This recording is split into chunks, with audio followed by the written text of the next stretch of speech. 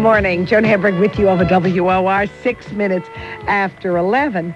And I told all of you when I went to see Jackie Mason, politically incorrect, at the John Golden, and I have been following Jackie Mason like most of you, and then he sort of went away from my sight for a while, even though you were never away. No, but it looked like I was away because it was hard to find me. After that Ed Sullivan incident, I was still playing all the major clubs all over the country, but everybody thought I passed away. You know what Because if in this business, if you're not a superstar and you're not on the top of the industry, people never, you lose your visibility. People have to become a detective to find you. But you were always working. The Ed Sullivan thing, which we've all talked about before, is when Ed Sullivan raised his finger to indicate a minute, which is typical in the business when Jackie Mason was making a big appearance, because Ed Sullivan made or break careers in those days, right? Like Johnny Carson did. Positively. And you, as a joke, raised your finger to imitate, not to give him the finger. Right. And to Ed Sullivan, that was... It became a co-celeb all over the country, and it became international headlines that he threw me out for being the most obscene Jew left in the world. And in those days, if you got an image of being vulgar or obscene, it was enough to destroy your career. Now it makes a career. It's exactly the opposite now. Can you believe Madonna that? wouldn't make Olivia. She wouldn't make $40 a week if she was a clean person. Isn't that so? It's an opposite situation today. Today you have to prove how filthy you are. At that time you had to prove that it's impossible for you to think of it. But what was so amazing when I was reading all of the bios and articles, you never stopped working. You still were making a lot of money. You were still doing the circuit. Well, in this business is a lot different than any other business. In this business, if a person's making only $1 million a year, is considered a turkey. A failure is thought of as a guy who should be on unemployment. In another industry, it would make you a celebrity, and everybody would be wondering how you made that much money. I had people making $40 a week approaching me all the time in those days, saying to me, "Gee, whatever happened to you? It's a pity that you have to be at this level." And I was making $500,000 or $1 million a year, but I looked like a failure to them because I wasn't the most prominent guy in the country. If you had a second banana, it looks like you're not working. And a second banana in this business still makes a lot of money. Were you ever discouraged? What made you keep up? Money. Money. Right.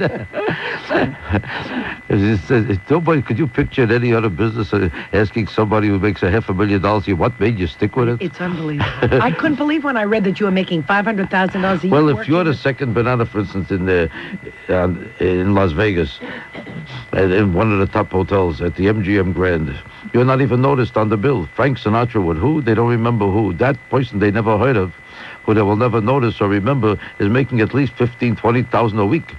Most people are happy to make that in a year. And then the person who makes it in a year tells this guy who's making it in a week, "Gee, I'm sorry that nothing ever came of your career." It's pathetic how look what happened to you. They look at you like you're standing around with a broom waiting to sweep up. So what made you, very lucrative, working all the time, take a shot and go from club dates to Broadway? Or at that point, you didn't even know if it was going to be Broadway. Well, I was trying everything, every conceivable stunt I could imagine to make myself into a major star again, to resurrect my career from the doldrums it was in, which was a doldrum to me, even though I was making, as I say, $500,000. But in this business, it's not a business of money, it's a business of ego. An actor is not happy if no matter how much money he's making, if he's not a headliner. Every actor thinks he's the best, the biggest, the greatest, and they can't wait to prove that. An accountant, if he makes $400,000 a year, would feel like he's the most successful person left in the world. And every accountant is not trying to be the one biggest accountant. An accountant is not sitting around wondering why there's one accountant who's bigger than him someplace. But every actor thinks he should be the biggest. Every singer thinks she's Barbara Streisand, and they all compare themselves to her and wonder why she's making more money than her. They can't accept the idea of no matter what they do. And if you sit down next to a singer watching Barbara Streisand, all she'll tell you for a whole hour is what's wrong with her while she's singing. The voice is cracking, the body is turning, the foot is too long, the nose is too short, she's too high, the finger is sticking out. They'll always find something wrong with everything she does because in their own mind they belong there. They can't imagine why she took her job. Somehow Barbara Streisand has her job. They watch Clark Gable, they think they're handsome. They watch the although it's Olivier, they think it's a whole mistake. He got there by luck. They can't imagine nobody in show business, though, because the thing that drives you into show business in the first place is a series of complexes and disastrous experiences that make you an erotic person who desperately needs attention in such an overwhelming degree that no normal person outside of a sanitarium ever has that kind of an ego. But you grew up in this huge family. I have this person I'm describing now for the last 5 minutes happens to be me. I have the same egomania as the next actor. I can't exempt myself from the speech I just made and pretend that I'm a normal person, because I was feeling like any other actor during the period that my career was not swinging. I was saying to myself, why am I not the world's biggest star as a comedian? I couldn't imagine that there's a comedian better than me. And if there's stars, and I see Woody Allen a star, Eddie Murphy, Bill Cosby, and I said to myself, wait a second, I don't belong on that level. Why not? And I was furious. Whenever I looked at them, I wanted to get out of the car, punch them in the mouth, and go home. So I said to myself, there must be a way to accomplish all this. So I decided to produce pictures. I saw Woody Allen produce pictures and become a sensation. So I figured maybe I'll do the same thing. I did the same thing, but I didn't do it good. That was the difference. My picture stunk. And it didn't. And I was back where I started from, except for the fact that I was $1 million poorer when it was over, because nobody would invest in my picture but me. I was the only investor in my own pictures, so that caved in. Then I tried to produce a TV show. I did my own pilot, making myself the host of a talk show. I showed that around, and every Jew said the same thing, who's the seats of power in this industry. He's a little too Jewish. And the guy that kept saying I'm too Jewish was usually talked worse than me. and was more Jewish than me, but he was embarrassed by me because he was sitting in an office someplace. But to put a guy like me in public in front of Gentiles embarrassed him. Jews were always embarrassed by anybody that sounds Jewish. They're proud to be Jewish, but they don't want anybody to sound like one. And they don't want a Gentile to know there actually is a live Jew talking someplace. They don't want to hear his voice in public. So that didn't work. So all these things didn't work, and the numbers of years passed. And then I figured, what have I got to lose? I'll try doing a one-man show. I saw Lily Tomlin do a one-lady show, and Goldberg. Yeah. Whoopi Goldberg. Why did I forget her name? Whoopi is not such a popular name, but she's a sensation. So anyway, she did a funny thing about there are no Jews left with Jewish names except for Whoopi Goldberg. Now, she became a hit. I saw Dick Shawn try a one-man show, and I was sitting with my manager, Jill Rosenfeld, in California, and she said to me, why don't you try doing a one-man show? And I said to myself, I've been around too long, and people have heard my jokes and my style and my attitude, and if I didn't become a star from any place else, why would I suddenly become a star now? Why in a nightclub would it mean nothing and keep me on the level of a mediocrity? And all of a sudden, if I opened with it and called it a one-man show, it's the same show. Why would it suddenly become a sensation? It didn't make any sense to me. But I was desperate, so I figured I'll try it anyway. And sure enough, she was right. An hour later, I was a sensation. I tried it out in Hollywood and Beverly Hills in front of 400 people in a small theater.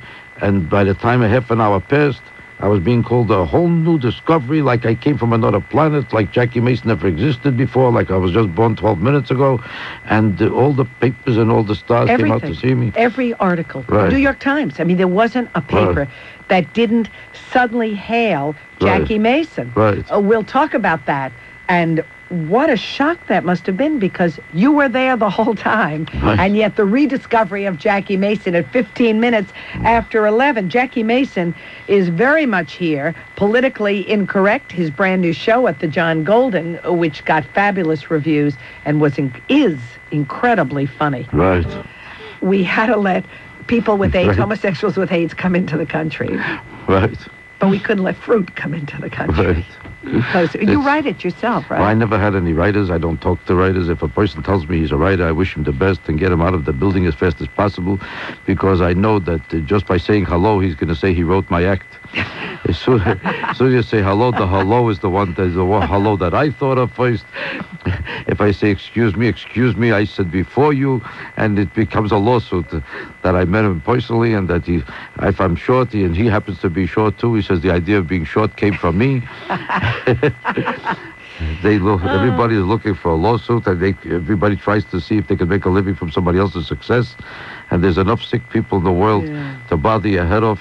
So I said to myself, I struggled a whole lifetime to make a living. I don't have to find one 20-year-old kid who happens to be short with glasses deciding that it's his fault that I'm making a living and he has to become my partner. So when, after all those years, after the Ed Sullivan incident, you were making a big living, but you felt you had missed the boat somehow, you decided to bring it to Broadway, and in 1 hour, you were the toast of L.A. I went to L.A. first, and I went on the stage there because... And you wrote this yourself, the whole thing, right? Well, naturally. I never had any writers in my life, and any more than a novelist has a writer because he happens to be the novelist. I happen to be a writer, and that's my business all my life. I've written political columns for the New York Times. And you're very serious political. columns, and I've done serious writing and comedy writing, and I've done all kinds of writing. That's been my business all my life. And to me, being a stand-up comedian was incidental at the beginning to the writing. But then when I saw that I enjoyed myself being on the stage, and I saw people laughing, I saw the ego trip involved in this. Instead of sitting in a closet by myself, I'm a hero to people I never even met before. I said, this is a great business. All of a sudden, they're applauding a short Jewish man who can't talk too good. I said, this is a great way to make a living. Your family must have gone crazy. Did they understand what was happening? You come from a family of rabbis and rabbinical students. Right, they're all rabbis. And at the beginning, they weren't too thrilled about this. To a rabbinical family, becoming a comedian is like becoming a bum. It's the closest thing to a degenerate. It doesn't sound like a life for a religious man. But it's an amazing thing when you become a sensation and you make a lot of money. All of a sudden, everybody says, hey, take a look. They forget that you're not exactly religious. All they know is that you're a hit. And everybody says, you used to ask me, what am I doing in that family? Now they ask them, you know Jackie Mason personally? Are your brothers funny at all? Yes, they do some bright comedy in their sermons. You know, a rabbi has to be funny to be a hit as a rabbi. A comedian doesn't have to tell you jokes about the Bible to make a living, but a biblical man has to be funny in order to last as a rabbi, because people don't come to a temple that much to practice religion. It's symbolism. It's communal activity. It's to be seen. It's a place to hang around. It's the place to compare dresses, to compare shirts, to compare plastic surgery, to find out who looks older than who's married to what, who's cheating on why. Everybody is sitting around comparing notes. The rabbi is delivering a sermon about God, and that's the last thing anybody is thinking of. How come she looks younger than me? She must have had plastic surgery. Everybody is circling each other's throats from the back, from the front. Oh, it's so true. It's so true. Where did the political bent come? I mean, the new show, Jackie Mason has always been very political. The new show, I think, strikes a responsive chord in everyone because we're living in the most ludicrous time. Because I don't talk all about this whole business of reverse discrimination that's going on now. Could you imagine in your life that a guy like me, who's a civil rights crusader all his life, who had 9 million benefits for black causes, for the NAACP and everything else, and there's not one black person in the world that would ever think of me as a bigot, that one day I told a joke and I said the word Schwarz, and all of a sudden all the Jews attacked me as the lowest bigot on the site. All of a sudden I became a Nazi, a Ku Klux Klansman, and I'm looking around, I say, how the hell could this be conceivable? I do have to be living in a very sick, weird, deranged society to pick me out as a bigot. I said to myself, it's as if I told a joke about Israel, and all of a sudden I hate Jews and I want to wipe out the state of Israel. I want to destroy every Jew in the world. I mean, you have to be insane to believe that there's people sick enough to even think in those terms, that they'll take a word or a joke and multiply this into a hate campaign. And a whole lifetime that a guy represents nothing but godliness, religion, humanitarianism, concern and compassion for an underdog. That's all I lived for all my life. And they transformed me into a vicious maniac Nazi who came here from some Ku Klux Klan organization, all because of it. That struck me as a great symbolism of what's sick in our society, that a Jew has to prove that he believes in civil rights by trying to destroy me. And if he could turn to the blacks and you see that? I call Jackie Mason a bigot. That proves that I am a great humanitarian. He becomes a humanitarian by trying to wipe me out. All of a sudden, in the name of civil rights, he wants to destroy my civil rights to even live on this site. So I said to myself, if people could be that nuts and that sick and deranged and sadistic and get a perverted pleasure out of a sick number like that, then I started to notice how it's happening all over. I started to notice how men are being accused of child molestation who never heard of it. Some people are being called of child molestation now who don't even have a kid. Men are now so nervous because they know as soon as they get into trouble with their wives, right away she could call them a child molester. Because people feel so guilty about allowing child molestation to have happened in the past, and it was an ignored kind of crime. To such an extent that people are trying to overcompensate by catching a child molester and being a hero. So now if a man says hello to his wife in the middle of a divorce case, what do you want? I want a mink coat. I want 3 mink coats. I'm not giving you 3. You're a child molester. An hour later, a man who's an elderly Jewish accountant who never heard of child molestation, he hasn't seen his own kid in 32 years. All of a sudden, he's going to court as a child molester. It's actually happening today. Men are afraid to say goodbye to their children in the bedroom. They're away from the kitchen. Because anybody could be called. And that's what I do routines about sexual harassment and all this. This is also a sick thing that's going on, how men have to wonder which is the right word you're allowed to say to a woman. I allowed to call her a miss, a missus. I do a whole routine about this. You did a bit, too, on Janet Reno. And I have a feeling it changes all the time because you're spontaneous. Tell how she gets sworn in, and then she gets up. As she gets up, she picked up a couch and she left. And so many times I'd say to myself, now stop laughing. That isn't right. And I couldn't stop, like everyone else. It's an amazing thing how people get warmed up into this because last night I had to stop the show at least 8 times and just wait till they finished laughing. I was amazed at the amount of laughs the show is getting lately. Well, you know what it is? We need it. It was such a relief. We were talking about it as we left the theater. And my husband said to me, I can't believe you laughed so hard, especially at a lot of the feminist stuff. I said, you know what? It was like such a relief because it's all the things that we cannot come out and say. And here Jackie Mason is standing there. And it's like, whew, it was like fresh air. I'm Joan Hamburg with Jackie Mason. Jackie Mason, Politically Incorrect at the John Golden Theater. Stay tuned. We'll be back with lots more right here over Radio 710. And we've been talking about all these political issues and how you really became so politically involved.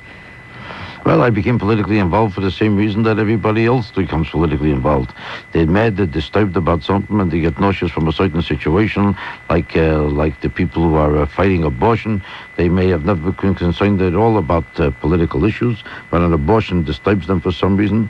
And they're made more violent about that than anything else. People are starving all over the world. They might not care. After the kid is born and the kid has no place to live or haven't got a home or a glass of milk, a piece of cake, or a place to sit, they usually don't get too involved. I'm not condemning all of them, but a great percentage of them don't care about a living person. But as long as this kid didn't come out yet, they'll kill for it, they'll die for it, they'll destroy themselves and destroy everybody else for the kid that didn't come out yet. The kid comes out, not my business, kids are starving all over the world, you can't raise a quarter for it. Because people get emotionally involved in a certain issue. I got involved with the issue of civil rights as a young kid, and I went to Selma, Alabama at that time, and from the civil rights crusade, and then from the Vietnam War, and to certain things that bothered me a lot about the inequities and decencies of our society. I felt the Vietnamese War was a hoax and a fraud, and I felt it was unconstitutional besides. Not that I felt it was unconstitutional. There's a War Powers Act you're supposed to adhere to. It has to be invoked. If it's not invoked, you have no right to go to a war. You need a vote of Congress to build a house or collect unemployment, but you don't need a vote of Congress to kill people.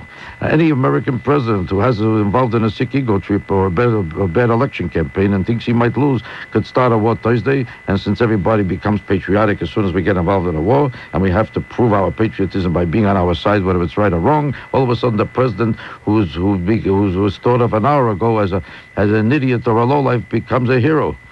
And all of a sudden he wins an election. And he's easily tempted to start a war even when there's no reason for it. So in that case, more than in any other case, we should make sure that Congress is involved. And that is a 2/3 vote adhered to the War Powers Act. But it was not observed in the Vietnamese War. A president started a war, everybody has to jump to his side, and all of a sudden, nobody knows why we're in it. It's as if your mother wants to shoot somebody right in the heart. You have to be on her side, whether she's right or wrong, and let her keep shooting people because you say, listen, my mother's involved, I have to be with her. It's your obligation to stop her. not to help her, whether she's right or wrong. If she's a mass murderer or a serial killer, do you have to help her because she's your mother? This is false patriotism. This is an idiotic kind of patriotism. It doesn't prove love for a country. It proves that you're a nut and you're stupid. Were you surprised at Clinton's sort of popularity after he got in? After he got into the presidency? Clinton got elected, yeah. I know you're not a big Clinton fan, having seen the show. Well, I'm not a fan of anybody who lies. I don't care if he's a president or not. You're not supposed to call a president a liar, and he has a right to lie as much as he wants. Shouldn't work both ways. Either the president should never lie, or you should have a right to call him a liar when he does. You can't have it both ways, that a president could lie whatever he wants, and you're not supposed to mention it. The crime is in mentioning that he's a liar. He could defraud the country day and night like Clinton does every 10 seconds. It's almost impossible for him to tell the truth. And I say this even if you're his best friend. He's just a congenital liar. He enjoys lying. He lies almost for pleasure. It's like a Hollywood agent or a used car dealer. He has the same kind of mentality, that he knows he can tell you anything he pleases and you're going to buy it. And if you don't, he tells you another lie. Maybe he'll try this one. He tells you, you don't believe this, I got another one. That's his mentality. The funny bit that you did in the show about how many, you said we've got to give the president credit because we've never had more women before, as many women as we have now. Yeah, and I say they don't look like women, but they are. And then offend some women because it sounds like a chauvinistic joke, because how could you say they don't look like women? And it sounds like I think they look terrible, but the truth of the matter is that the women who work for the government, the intellectual type of women, somehow those types enjoy the idea of not looking too sexy. They don't like to look like a woman. It's their statement that I don't have to look feminine to be a hit. That as a matter of fact, the worse I look, the bigger genius I am. They judge their genius by their clothes. If nothing matches, they're the most brilliant woman in the world. Oh, I'm going to get some of my feminist listeners sending me letters with this. Do you change the material all the time? Yes. Because, I mean, obviously it's There's you so many and it's new things going on all the time, and I like to comment on everything as it happens. I developed some new jokes recently about the whole idea of the $1,000 checks that brought her $100,000. Oh, yeah, the Hillary's investment. Right. And I'm doing a lot of jokes about how she claims she doesn't know how it happened. She just happened to get lucky. She gave a guy $1,000. He gave her back $100. And then she's proud of the fact that she quit because she got nervous she was going to have a baby. Do you know anybody who quits taking $100,000 for $1,000 because they think they might have a baby? I can't picture this. Walk over to somebody. If you give me $1,000, I'll give you $100. I can't take it. $100,000. Why? I'm not going to take it. I might have a baby. In case I have a baby, this will get me too nervous. Oh gosh, I don't know the way you look at everything. Now I remember the last show. You took a lot of pot shops at Mayor Dinkins. Now we have Giuliani. Well, Giuliani so far is making a big hit, not with everybody. Yeah, but because some of the black people and the Hispanics somehow think that he's ignoring them. He keeps swearing that he hires people only on the question of ability. The heads of certain departments, he claims, of his major departments are black and Hispanic, and other minority denominations. He doesn't have too many top Jews, but I don't see them complaining. He doesn't got too many Italians either. Even they're not complaining. I don't know. I think that we're too ready in this country to attack a person if he's a white or if he's Protestant as a bigot. Right away, if you don't see a certain quota, boom, it must be bigotry. I don't believe that Giuliani is involved in bigotry. I think that I got to know him pretty well, and I never saw once him ask about a person's color when he was considering if he should hire him or not. I don't believe that the question of whether he's Spanish or Jewish have entered his mind. Any more than it entered my mind when I supported Giuliani instead of Koch. People think I was against Dinkins because he might be black. I wasn't for Koch just because he was Jewish. And if Giuliani was black, I wouldn't have voted for him any less than I did because he was Italian. I didn't remember what the color he was or what the Italian he was. I knew that this guy wanted to fight crime, and I felt that's the major problem in New York City. Without doing something about crime, the whole city is going to go into a toilet. There's no such thing as a successful city where you can get killed in the streets every time you say hello. People who shoot you without even knowing it. The people are being shot now for pleasure. Like you used to go into a store and see if you want to buy a paper. Now you look and saying, maybe I'll shoot this guy. He's a little taller. Maybe I'll shoot the other one. Human life has reached a point that in a war zone in Somalia, they're not killing as many people half as fast as they are on 38th Street. Do you feel that way about your city? You don't feel unsafe in the city, though, do you? I think you have to be nuts not to feel unsafe. Do you try to tell me that 2 o'clock in the morning you're not afraid to walk in the street? I am now. I look behind myself all the time. Everybody is looking. People walk in circles now all over New York. You're right. Nobody, a chiropractor can make a fortune here because everybody is twisting and turning and falling and diving and changing and rearranging his body every time he walks out of one block of the street. People are literally falling apart here. People come to my show not because they necessarily like me. They want to be in a locked-up building where they know there's a lock on the door and you could sit and feel safe for an hour and a half.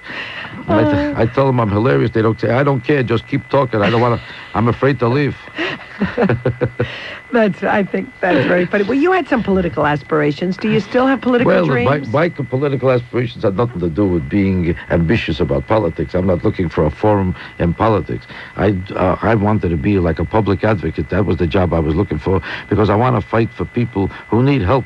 Because very often the people who need help the most are the most ignored, and the special interests and the power interests are the ones in control of everything. And very often a person with a great cause is suffering a terrible injustice, and nobody even notices why or how this man is suffering. And I want to fight for the guy who needs help. It's because I felt if I have a public voice, I could fight for the underdog. But as I got serious, everybody started laughing. As I told them the main issue, they said, well, let's hear the joke. I thought I was becoming a hit, and everybody forgot what I was trying to do, or that I was even looking for a job. They wanted to hear the jokes while I'm trying to accomplish great things. To them, the only great thing I could do is tell me another joke. So I said to myself, I'm running against the wind. When you're fighting against the tide. Right. You've got to go with it. But this is certainly as good a political forum. Jackie Mason's politically incorrect. Thank God the show is a sensation and everybody is laughing their head off. And to me, the main thing is not the political message when you're on the stage on Broadway. The main thing is entertainment. People don't come there for the message. I use the message to make a point, and it gets to them. But I don't want the message to override the jokes. So I make sure that they laugh. That every line has a punchline. And by the time the evening is over, I'm more flattered that they think it was so hilarious, even if they didn't get the message. Because I don't think that people come to Broadway to hear messages. If the message becomes more important than the joke, you're out of business in 12 minutes. They'll go back to church and listen to our sermon. As we've seen for all the wonderful dramatic shows that have been in Broadway that people don't come to see. Jackie Mason is my guest. I'm Joan Hamburg. This is WOR. About 8 years, yeah. 8 years. All of a sudden, I'm a sensation, and people can't get over how great I am. And it's the same guy that was looking at me 6 months ago saying, whatever happened to you? And don't you think you ought to try another business? And your type of comedy is passé, and maybe you're not talking about the right things. Maybe you should change your accent, your suit, your shirt, maybe your hair. Maybe you should try another building, another floor, another bedroom. Everybody had advice for me how I was in the wrong business, in the wrong world. And 30 years ago was the right time for me, but now it's all over. As he's telling me it's all over, he reads a review in the Times that I'm a sensation. Now they come back to me and say, you see, I always said that you're the guy. Now they give themselves credit. They forget they thought I was a turkey who was finished. Now they feel like they're the guy who boosted me back up. And they knew it all the time that I would make it. And they told me to stick to it. They don't remember that they told me, get out of this business. You're wasting your time. People are basically hypocrites by nature because everybody is involved in his own ego trip and nobody wants to believe that he was wrong himself, so they forget every stupid, phony thing they do. Do you feel now yourself, you know you're very successful. Right. Do you feel that in your heart now? Yes. You are Jackie Mason, I'm very one of the comfortable most with successful? myself. Right, I'm very comfortable with myself as a success because I read it in the paper. Not only that, I hear them laughing and I hear them see those standing ovations every night from the show, and I see how people, when I walk in the street, holla, hello, not hello like they used to go. The voice used to be down, now it's, oh yeah, bruch, look who's here. And when a person looks excited, you say, thank God, I must be something to get excited about. So what dreams are left? I don't care about dreams being left. I'm an egomaniac who just enjoys being a hit. And I don't think I have to dream a whole new thing. People who think that they take themselves that seriously, that they think they're going to leave some kind of a mark on this universe, nobody will forget about. I don't think I'll be Christopher Columbus. The world was decided to be round many years ago. I'm not going to change the shape of it. I'm not going to be Albert Einstein because no matter how I try, I can't get my hair to look like that. And I don't know where he bought those sweaters. So I'm not going to be him. The theory of relativity was discovered before me, so I'm just happy to be able to do what I'm doing and to be a hit at it. You appreciate more than ever if you were struggling and suffering and sweating and wondering for so many years and getting nowhere with it. You really appreciate when you really made it. It's like a glass of water you take for granted. But if you're in a desert for 9 years and you can't find a glass of water, when you finally put it in your mouth, you say, "Thank God, I don't have to prove anything else. I got the water." To me, it was like it literally saved my whole career to find out that I'm a hit again. So I'm enjoying the whole story, and I'm basking in the whole glory of it, and I haven't got anything to complain about, and I don't have to prove anything besides this. You know, I remember one of the funniest bits I ever saw on television was your show. Years ago, you were meeting your fiancé, your waspy fiancé's parents, and they had a moose head hanging over the fireplace. Right. I don't even know if you remember that. Was the show with Lynn Redgrave called Chicken Soup. That was the funniest bit when the father of Lynn Redgrave asked you if you hunt. Right. I don't remember what the punchline was. You said something, and I don't remember at all. You said, "Hunt? Jews don't hunt, they eat." Right. Gentiles hunt, we eat it. It was we wait for them funny to hunt it and find it, and when they bring it back, we eat it. I want to thank you so much. I know what crazy schedule you have. It's a pleasure. You should thank me because I am working for nothing here. You are. You're the only one getting paid in this relationship. But I thank you for all the kind words about the show, because obviously you're an intelligent woman if you notice how good the show is. So I have more respect for you now personally, and I hope you have a great future, and your future will keep getting even brighter if you keep noticing how great my show is. This will do a lot for your career too, because it's always good for you to see me make a better living. Jackie Mason, politically incorrect at the John Golden.